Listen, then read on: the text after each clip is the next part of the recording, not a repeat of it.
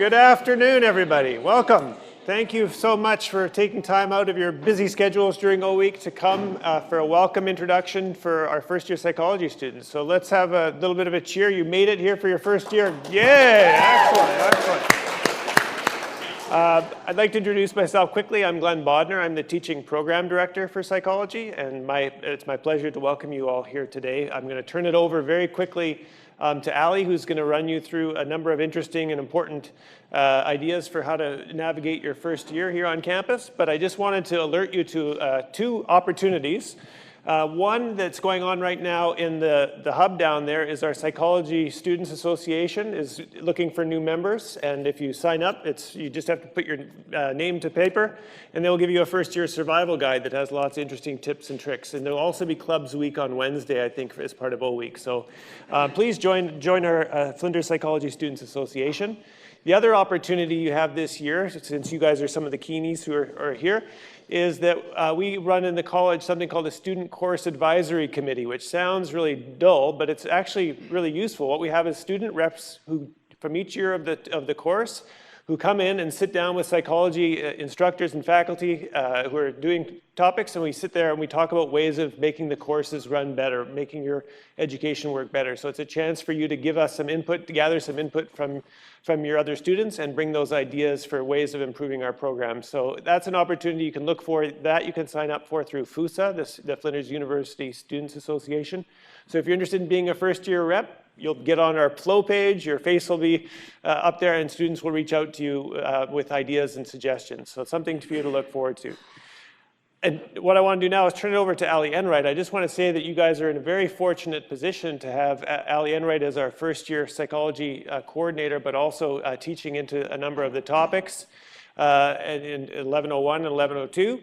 Ali we're lucky and fortunate that we were able to recruit her on a permanent basis this year as a teaching specialist. In fact, Ali is our only teaching specialist right now in psychology, so she's one of a kind, and I can tell you that she's doing an awesome job. And in fact, she won an award from our college last year for a Learning and Teaching Award for her helping students who were responding during the COVID crisis, so sort of reaching out to students and helping them adapt to which was their first-year university, and doing a terrific job, and even helping our senior honor students through that transition period. So you're in very good hands, and I'm happy to turn the podium over to her, and she will walk you through a number of things. But please welcome to psychology, and if we can ever be of use, I'm the teaching program director, Glenn Bodner. Come talk to me. Thanks very much. Awesome. Thank you, Glenn. Woohoo! You guys made it. Well done. Can you hear me okay? Yeah, cool. How's it going so far today? Good. Is it like crazy busy? You enjoy? I just have to say there's okay, so first let me just do the acknowledgement. So before we get started, and you should hear this across all of your topics, when you're meeting face-to-face, and you'll see this online as well, here at Flinders, we like to acknowledge that we're on Kaurna land, and we'd like to pay our respects to the elders past, present, and emerging. So it's really important. It's something that we care a lot about at Flinders, acknowledging. And so get familiar with this. There's lots of things on campus as well that you'll see that identify this aspect of our culture. So we've got an image up here, and you'll hear about this more and more. But one of the things, before we get into this, one of the things that I just wanted to say was that this is like one of our first really proper opportunities to come and see people face to face again. So I'm really loving the vibe. It's reminding me so much about what I love about teaching and seeing you guys. 2020, for a lot of you, probably was quite similar. We're doing some face-to-face. I know people in high schools maybe were doing some kind of hybrid where you're doing face-to-face, and people who weren't in high school were maybe doing a lot of online stuff. Us here, we're doing a lot of online stuff, so I'm loving that I get to see people and see faces. And one of the really important things about psychology, about studying, about being a uni student is developing connections. It's talking to people. It's getting to know each other. These are really, really important relationships that I know I'm still really good mates and friends with a lot of the people that I met at uni through my study groups and all that. So to help us sort of break the ice and get started in making some of these connections, just turn to the people that you're sitting nearby, have a quick discussion, introduce yourself, tell them your name, find out what course they're in, what they're studying, and the topics.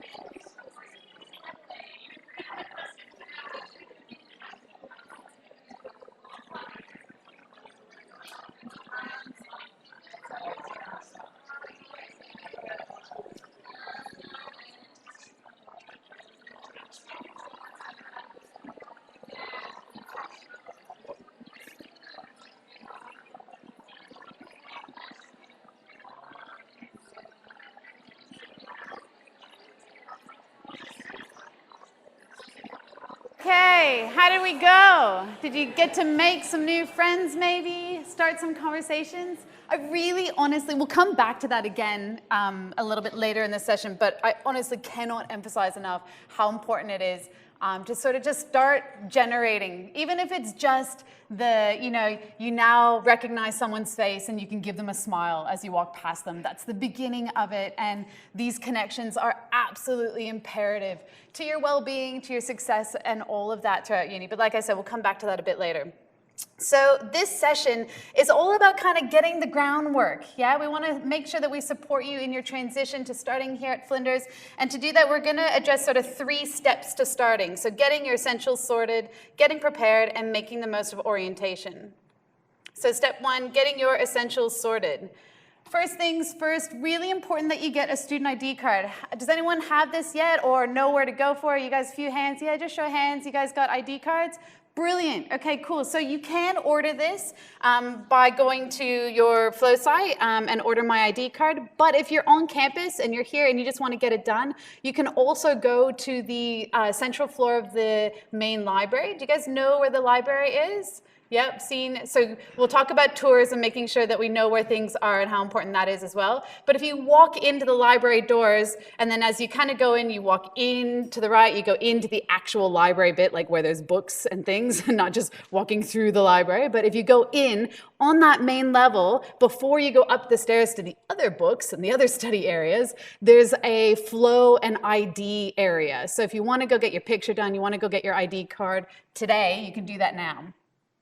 Really important because you need it for not only things like printing on campus, but the ID card is super beneficial because so many places off of campus, like the Marion Aquatic Center, movie theaters, all those places have reduced prices for students. In fact, I'm pretty sure my ID card still says that I'm a student. So I'm always like, yes, I'm a student. I'll take that 10% discount. So it's really useful to have, even if you don't think you're going to use it on campus. If you haven't done so already, it's really important that you enroll in your topics. If you're having any hard time understanding, there's lots and lots of support. So there were enrollment sessions earlier today. They're recorded, they're on Collaborate. You can always contact the Enrollment Support Center. If you're unsure about where you're going with the topics that you're taking, we're gonna cover a little bit more about that as well later around, like what are core topics, what are electives, why would I bother taking this one or that one? But the main idea is that there's support for you, and to think really, I'm going to come back to this again later, but I want you to think outside the box when it comes to electives. So making sure that you pay attention to the shiny things that are happening just maybe around your peripheral, but make sure that you get enrolled and ready. Classes start next week, so it's important that you get support now if you haven't done it yet. I was going to bring our textbook so you could see it in the live. I put a picture on, but I forgot it. It's in my office. Anyhow, textbooks.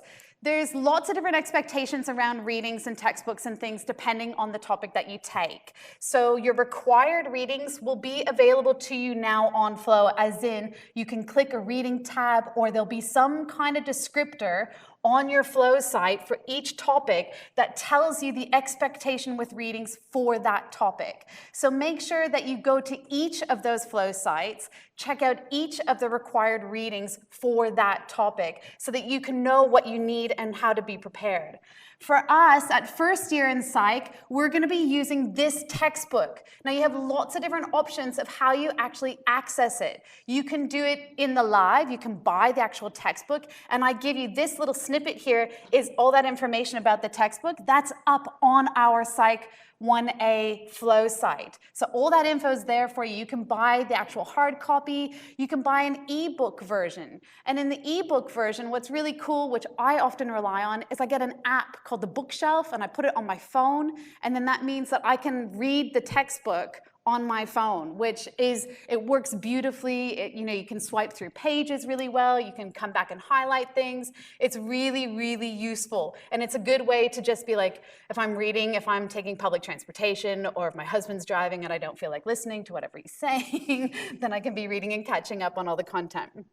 Okay, so the other thing that's worthwhile is we have a writing guide, and I didn't take a picture of it, and I meant to bring the hard copy with me, but like I said, I forgot. This writing guide is super, super helpful. You've got the information down here, an interactive approach to writing essays and research reports in psychology. It's useful far beyond just first year. It tells you things and gives you examples on how to cite an APA. This is something that is almost inevitably on all of your assessments in psychology. So learning how to reference. It shows you how to structure a good essay. It also gives you an example of a really bad essay. So it's a really useful book. Students tell us that they use it all throughout their undergrad. And in fact, when I'm teaching students, I'm often going to this book, holding it up in front of my camera and going, get this one. Or if you're in my office with me and we're having a consultation together, I'm going, let's just pull out the writing guide. Oh, okay, here it tells us this, this, and that. So it's really, really useful. I really recommend grabbing it. Car parking, dun, dun, dun. It's like, have you guys heard of Overheard at Flinders? Have you guys seen that on Facebook? So check it out. On Facebook, there's a Facebook site called Overheard at Flinders. I promise you, you will laugh at least once a week because they will send pictures of the most horrendous parking jobs here at Flinders. So there's even there's heaps of memes of people like, how am I supposed to get out? Like, you've totally blocked me in. Anyhow, so parking, you don't have to pay for any parking this week. You will have to pay for parking if you want to start parking on campus from week 1 onwards. You can jump online, jump on Okta. You can find out exactly how much you have to pay. There's payment options. You can pay monthly. You can pay when you come, and if you want to pay when you come, you download an app. And the app just tells you exactly how much you pay for the day. It can tell you how long your car's been there. You can update it. So if you thought you were only going to be 2 hours, and all of a sudden you're 2 hours in at the library and you're like, oh my God, I'm going to be here for another 2 hours, you can just jump on the app and you can update your parking, and it's no drama.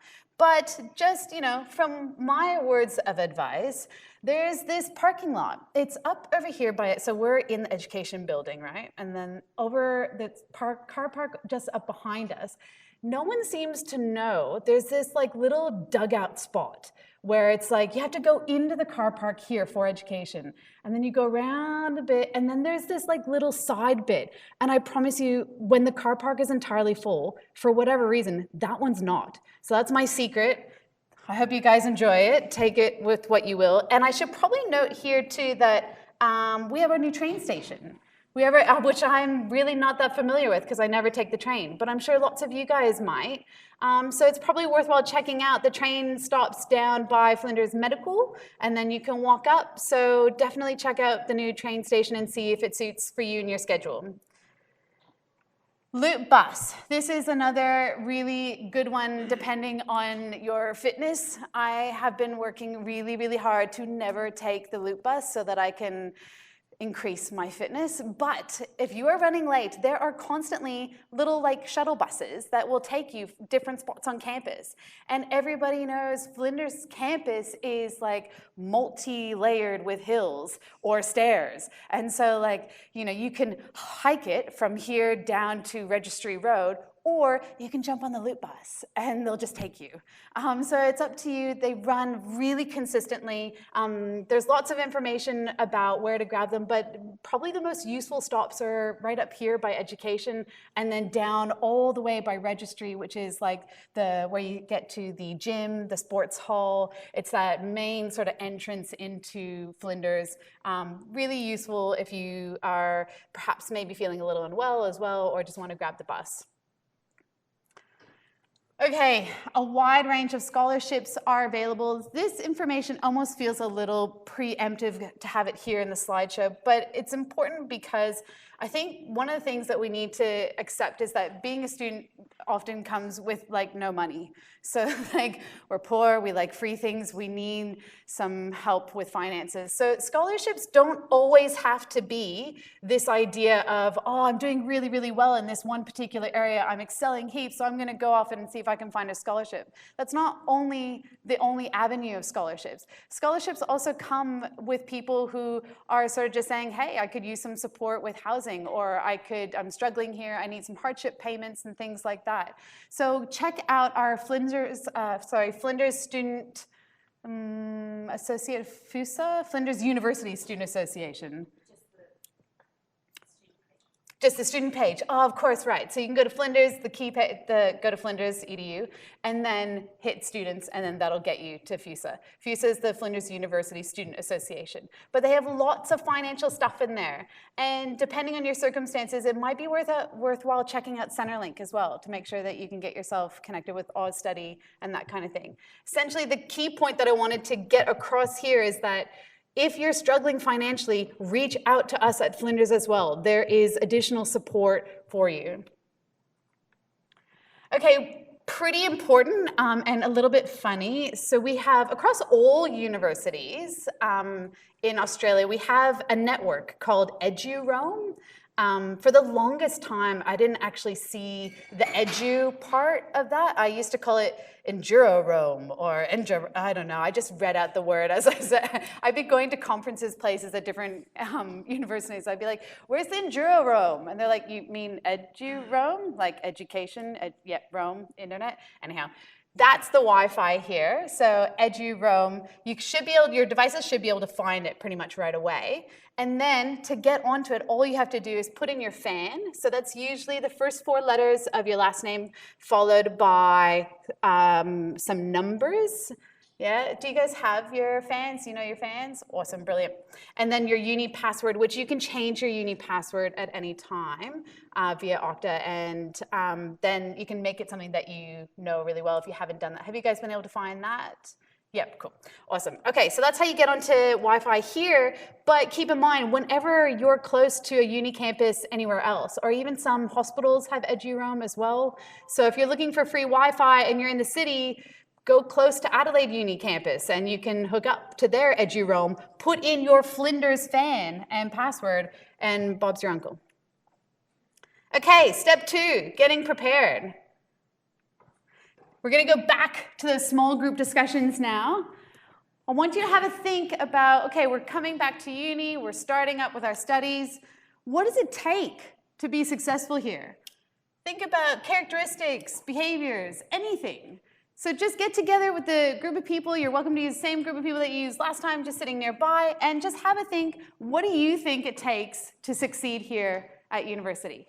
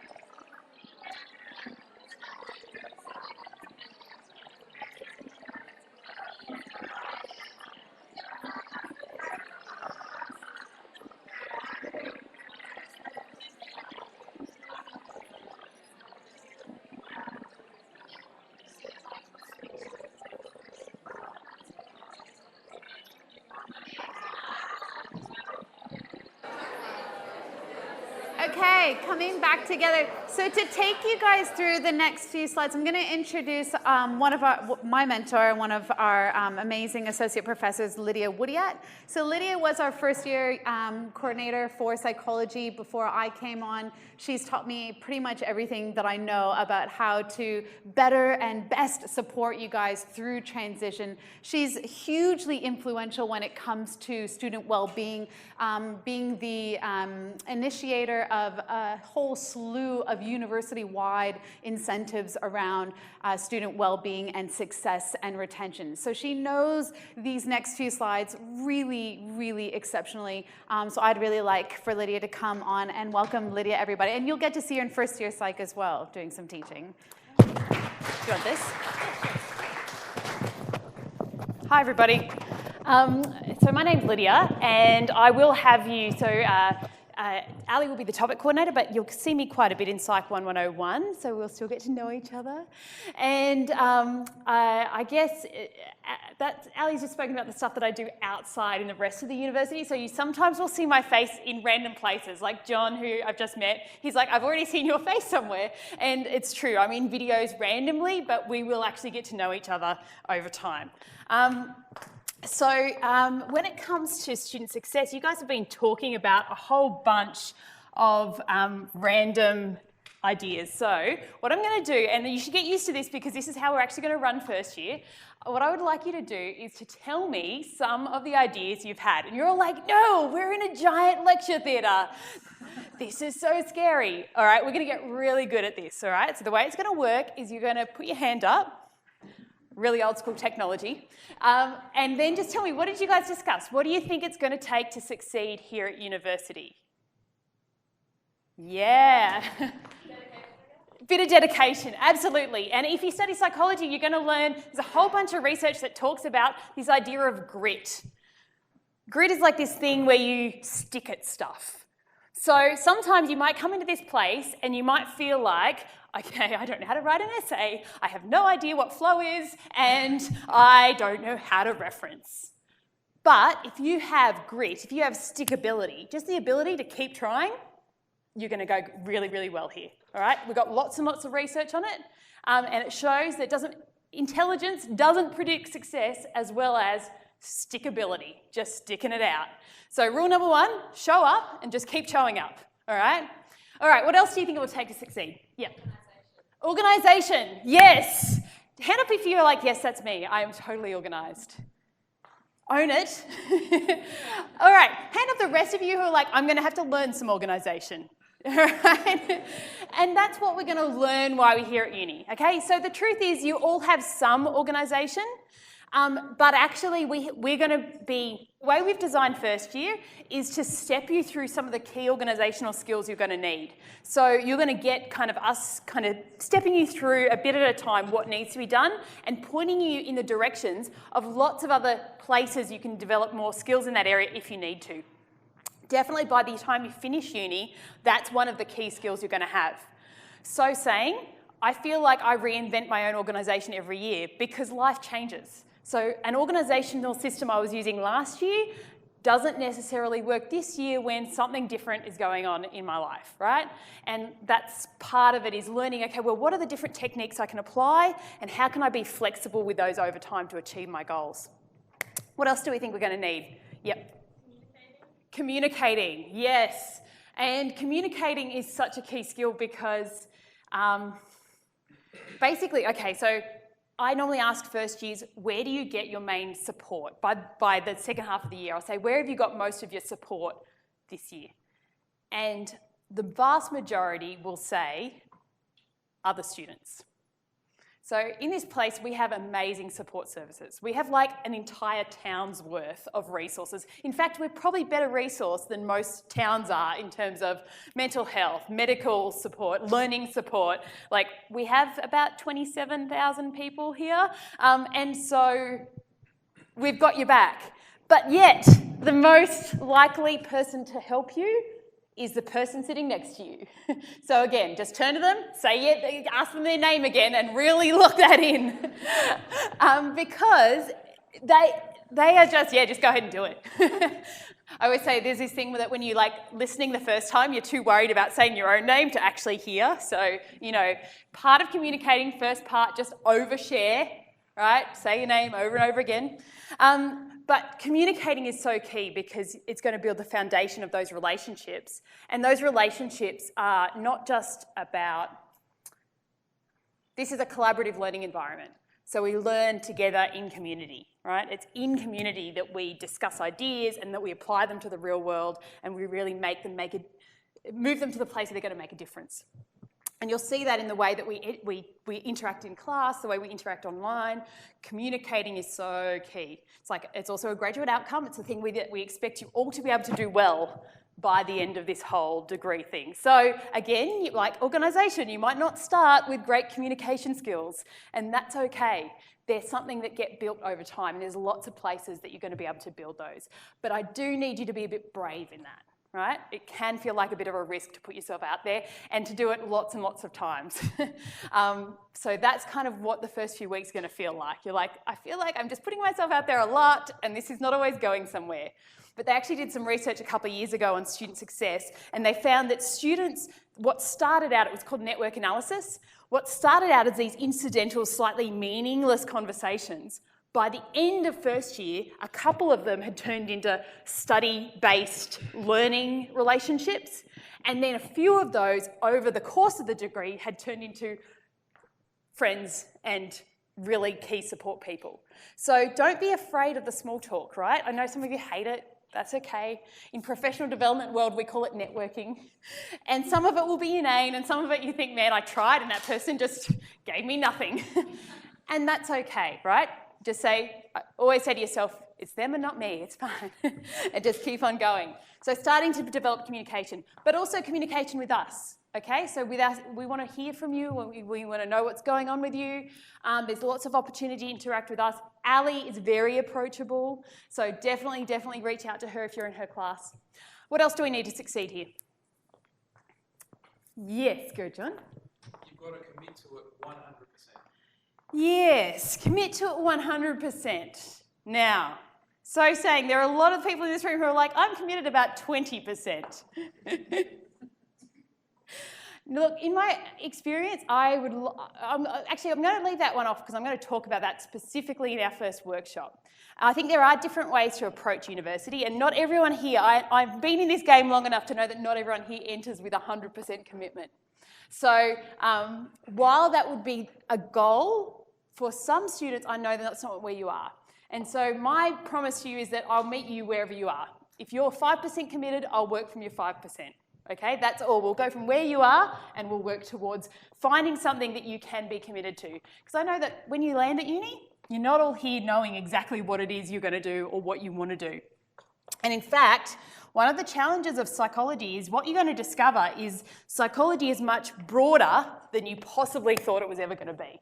You know, you came in with psych with a certain type of idea of what you think psychology is, and you're about to discover that psychology is like, well, let's think about it this way. I want you to think about a problem involving people, a problem in the world involving people. Just go ahead and have a think about it for a second. Okay, now mention that problem. What is the problem you thought of? Mention it to the person next to you. Go ahead.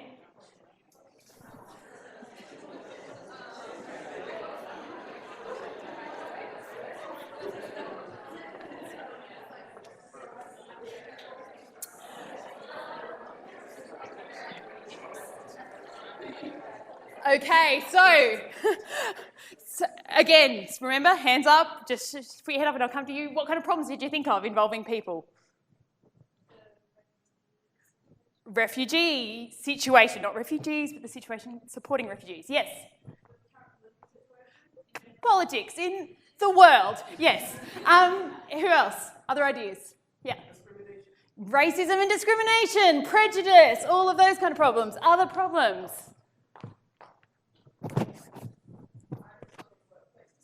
Workplace disputes. What else? Depression. Mental health, depression, anxiety, right? Other issues. What else? Poverty. Yes. Other things. Challenges with behavioural difficulties in children. Parenting. I'm a parent. just all of it. Developmental challenges, organisational change, management problems, how people allocate resources, yep. Criminal behaviours, climate change. Are you getting how wide psychology might be, right? So the thing that we're coming to do here is really about starting to explore, especially in first year, what the breadth of that looks like. And along the way, my goal is for you that as you kind of embrace uni environment, as you get involved in clubs and organisations, because funny enough, finding the thing that gives you the 100% motivation doesn't always occur in the classroom. Sometimes it occurs in the other random things you do. But what I want you to do is embrace uni so much, try stuff so much, that you find that thing that you can end up having that commitment towards. And if some of you already have that, that is awesome. You're really on the front foot. But if some of you don't, that's also what university is about, is finding that thing that ticks your boxes. So goals and planning, we've spoke about. Times, help seeking, we've spoke about. Expectations of yourself and others. One of the things that we should probably mention is that, so here at the university, firstly with yourself, every topic that you do is roughly 10 hours a week, okay? Not 10 hours of class time, 10 hours a week of work. So if you are a full-time enrolled student, you should be doing 4 topics in a semester. You can do 3 and still be full-time technically for Centrelink purposes, but obviously that then drags your degree out a little bit longer. So 4 topics per semester, or if you're part-time, you can do smaller increments. But that means you need roughly 40 hours a week to be doing university. One of the best things you can do for yourself this week is to get a planner and work out where are your 10 hours a week going to come from. And in fact, in week 1, we'll do a small activity with that to make sure that you've thought about it. Because if you're working 20, 30, 40 hours a week, okay, but you still need to, have a life, have friends, have those other things that support your well-being. So being realistic is really important. Part of that is sometimes, especially when you first start uni, you feel like it's going to take so long that you try and rush through it. But I always think better done than never done, because you actually burn out along the way. And so being realistic with your time, we have this amazing thing called Census Date. So actually just everyone say that out loud so you get it in your head. Census Date. Right. Census Date is the time where we consider whether or not you're fully enrolled in a topic. It's where the government bills you if you're staying. So up until Census Date, you can change your topic enrolments.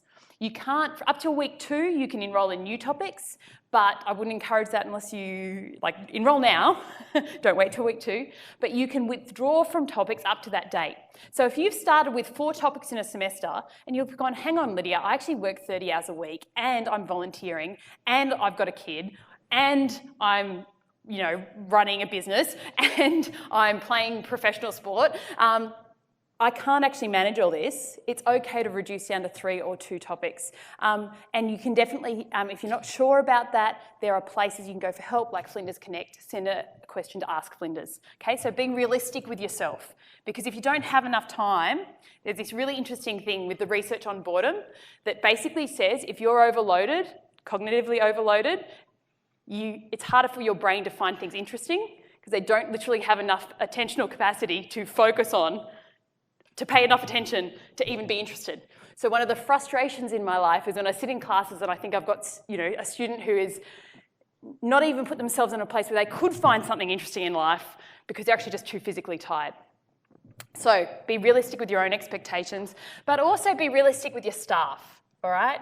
So university, Ali is a teaching specialist, so about 80% of her time goes on teaching. That's a lot of face-to-face delivery. That means that she's not always sitting on her emails, waiting to respond to her emails, and even with her best intention, it might take her a day or 2 to get back to you because time is limited.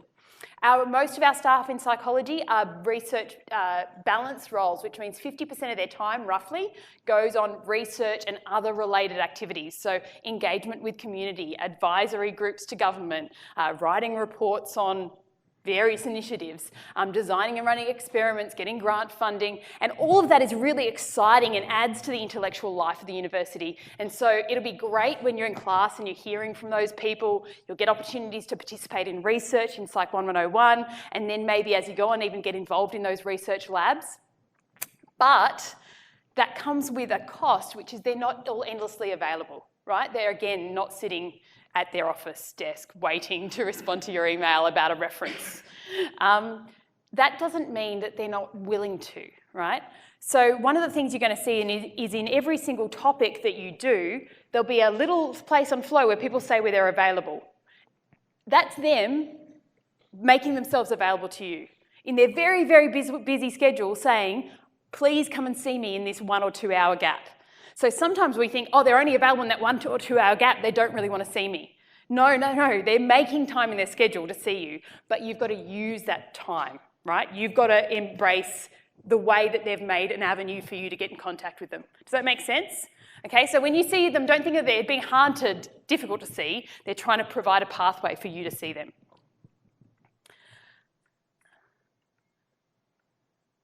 All right.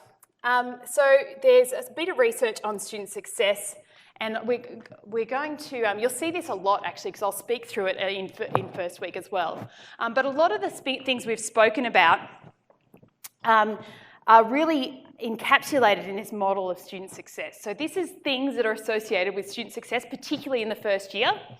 And you'll see a lot of the things that we've spoken about. But for me, I think the first and most important one is that sense of connectedness. And in fact, next week, this is O Week, next week is Connect Week. So the idea is that we all as a university are focusing on what's important. And that sense of connectedness to each other, to the discipline you're in, to the staff, starting to build those relationships is really core to student success. Not just because I think that's because that as we shape who we are, it's actually that sense of who we are that is our source of motivation. And we'll talk about that a lot in Psych 1. The other thing that we want to be building over time is a sense of capability. So we spoke about some skills that we need, like organisation. Essay writing will be one that you probably have to tackle, and we'll help you with that along the way.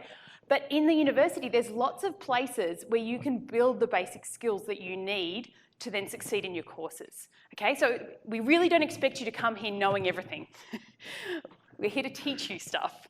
And even if you come and you have a go at something and you're like, wait, I'm not getting that, there are places that you can build more sense of capability around that particular thing.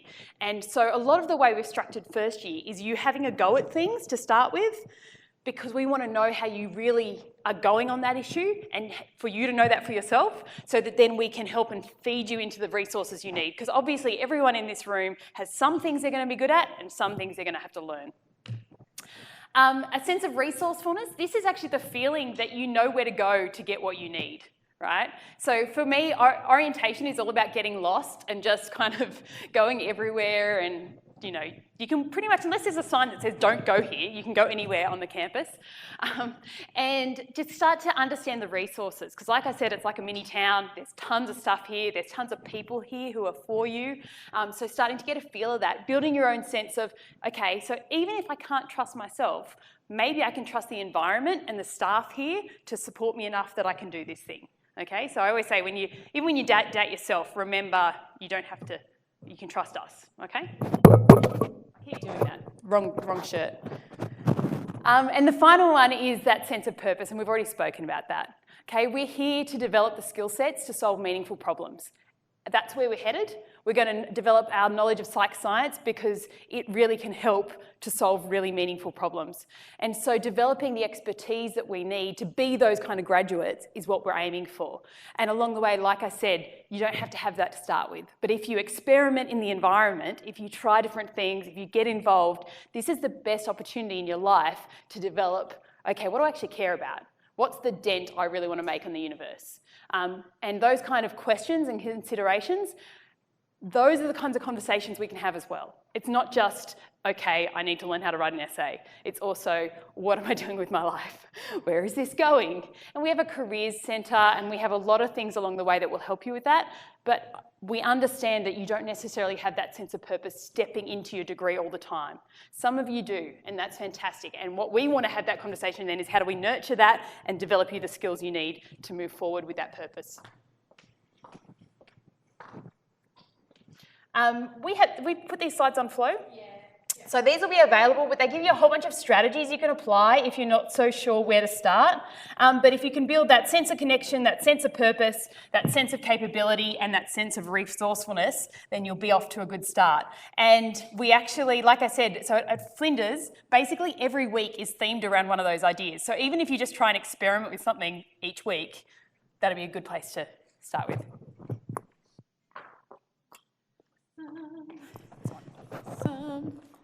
Oh my goodness, how lucky are we to learn from Lydia? She's amazing, and can you guys hear me? Yeah? All right, cool. I'm really grateful, so thank you. That was awesome help. This last one that we just didn't touch, so if you go back to that image, a sense of culture is the middle. And I actually think that's a really, really important one, because it's not just the culture that you're coming into here on campus, the culture is what you make of it.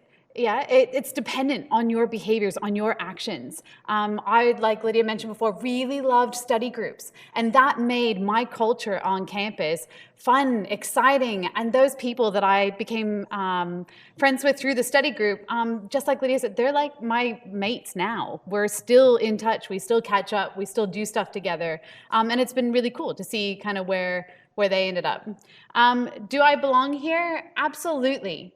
Yeah, regardless, absolutely. And there's lots of different things that you can do to check in with that feeling and to develop that sense. And we give you, like Lydia said, I'm going to pop these slides up. We give you lots of ideas, but think of it as that exploring time. And yes, just like you feel nervous, one of our other staff members in psychology was asking me, they're like, how are you feeling? And I'm like, this is my first week where I'm a permanent. It's amazing. I'm a little excited and like mostly terrified. So that's you guys too, I'm sure, in a lot of ways. And that's normal, and that's okay, and play with that feeling. And if you're not sure, just know there's heaps of support. And like Lydia said, you can always reach out to us, but a really fantastic place to start is with each other. And you can do that through the general discussion on Flow. So what are you going to end up with after you finish here? You're going to be knowledgeable. You're going to know where you can apply that knowledge. Like Lydia said, we're going to teach you how to see the value in the information that you're gaining, learning how to communicate effectively, learning how to collaborate, valuing that ethical behavior, and connecting across boundaries. Yeah, so resilience, self-knowledge, all those things. Okay, so the next steps, just before we move on, have you guys been able to access Flow? Do you guys know what Flow is? Yeah, Flinders Learning Online, we know. So that means that you've managed to find Okta and sign in. I see lots of nodding heads, and that's awesome. That's really, really important. So with us, the next steps for Psych 1A is come to class. You're gonna see Lydia and I both there, and you're gonna come to the workshop. Campus tours, use these. Go on campus tours or get lost and then find someone who looks like they know what they're doing and has maybe an O-Guide t-shirt on and ask them how you find whatever you're looking for and get back on track. But you can book these so that you can go and they show you everywhere, the central library, the hub, where you can do your printing. They're really, really informative. The Welcome Hub has the Bedford Park campus. Then we have a STIRT precinct, so another whole campus down across this really long bridge now. And you can walk all the way over there. You can look at STIRT. STIRT has a beautiful library. It has a gorgeous study area. There's some health sciences and medicine topics down there, which I know a lot of people take as their electives, and I'll talk about electives right now. Okay, so if you want to kind of get your head around a lot of the jargon that we're saying, so I think I stepped into it a bit quickly this morning and forgot that you guys probably don't know necessarily what Flow is, but maybe you do, Flinders Learning Online. We've got the SAM. Every single topic on campus has a SAM. It's your Statement of Assessment Methods. This is a contract between you and us. It's a legal contract that tells you exactly what you need to do to pass the topic and exactly how, in the sense of when you submit those assignments, when you can expect expect your grades back, and what happens if you don't submit them at that time. It also tells you exactly what you need to pass the topic. So for the vast majority of our topics in psych, you need to achieve an overall mean of 50%. But in some topics that might vary. So go and find your SAM. It's in the Assessment Hub module in every topic on Flow. It's a link. You can click it and up comes this document and tells you. So we know Flinders Learning Online for Flow. FAN, you guys gave me lots of head nodding when you knew what your FAN was with the numbers and the letters, numbers. Okay, CEPSW, any guesses? What does that one stand for? Yep. Woo! Yeah, if I had a free textbook, I'd give it to you. Okay, what's the difference between core and elective topics? This is an interesting one. So core topics are the ones that you have to do. You have to take them to get your degree. Elective topics are the ones that you can choose to do, so you have greater choice, and you can choose to do ones from different colleges, from different disciplines. The topic is the individual course, not the course. In Canada, we call these things differently. So in Canada, the course is actually the topic, and anyways, I get all confused. Here, the topic are like Psych 1101. It's the actual class that you're taking. The course is the degree that you're enrolled in, so the Bachelor of Psychological Sciences or Bachelor of Behavioral Sciences. Topic coordinator, that's who's responsible for managing that topic. So we have one person who's always in charge of every topic. That's me for 1101 and 1102, so Psych 1A and Psych 1B this year. You guys, most of you will also be taking Research Methods 1 in semester 1. Nathan Weber is your topic coordinator, so he's responsible for managing that entire topic. Course coordinators are the people that you reach out to if you have a question more broadly about the degree that you're enrolled in. And for us in psychology, we're sort of kind of changing that landscape right now. So there's a few different moving balls around course coordinators, but if you have a concern or you have questions around your particular course, the best place to start is by sending an email to Ask Flinders. That's Ask Flinders, no spaces, all lowercase, at flinders.edu.au. I give you that information in our topic handbook. It's on Flow. So if you have specific questions, first send an email to them, then they'll direct you to which course coordinator you need to talk to. So that's that Ask Flinders bit down here at the bottom. Our college office is actually in Education Building. It's up on the 3rd floor. I think it's the third floor. Fourth floor, thank you. So if you guys have questions or you want to go see what's in the office, you want to make some appointments maybe with our student academic services, always start by sending the email to Ask Flinders, but we do have a college office that you can go in, and it's also good to go check it out, familiarize yourself with the office, because sometimes they have little pamphlets, good resources. You can meet some of the reception team as well. Okay, so for our sequence of psychology topics, okay, this is regardless of the course that you're enrolled in, regardless of the degree that you're enrolled in, the vast majority of you will follow this core sequence in psychology. So you guys are now in first year for the most part, and this is 1101, that's Psych 1A with Lydia and I in first semester. Then there's 1106, Research Methods, that's also first semester, and that's Nathan Weber, that's the topic coordinator. Nathan wanted me to just quickly tell you guys all that regardless of what you see, everything for Research Methods is online. All your delivery, everything is online. So get onto your Research Methods 1 Flow site. And he said, regardless of what you may have been told or heard, it's all online. And he was adamant that I try and find the space to share that with you guys. And then we'll do Psych 1B in the second semester. I've popped up just a little bit for your electives to think about some ideas about, okay, well, what do I do with electives? What do I take? What should I take? What's useful? What's beneficial? So if we look at just psych, we've got 2 really useful electives. One of them is 118 called this Surviving and Thriving. This one is available in second semester, but you can also take it in the summer. Sometimes that's really useful to check out what topics are running in the summer, because you can knock one off before you even start and have more time then during the semester. Surviving and thriving is amazing. It's all about learning yourself as a student, the strategies that really work for you, as in studying strategies, teaching you basically how to be a really effective student. So there's that whole thriving bit, but then the surviving bit really comes in from the well-being aspect in this topic. Everything in this topic is online. You can complete it asynchronously, which means kind of doing it in your own time, fitting it into your own schedule. We do have some deadlines along the way just to kind of keep you on track and get you through the topic, but it's super, super useful. Student feedback in this topic is phenomenal. The students absolutely love it because, again, it teaches you how to cope at uni, teaches you how to be the best uni student that you can be. The other one is Weird and Wonderful. Weird and Wonderful has a slightly unique structure that you guys don't get in any other way in first year. And what I mean by that is each week you experience a different presenter. So it's a really great opportunity to hear and meet from a lot of different staff at psychology, or staff within psychology. So you might find that you listen to a topic that's something from someone that you've never heard before, you don't know of, and then that might just pique your curiosity. And then you might find that you want to pay attention to what topics they offer in second year, because whatever they talked about in Weird and Wonderful was interesting to you or fun.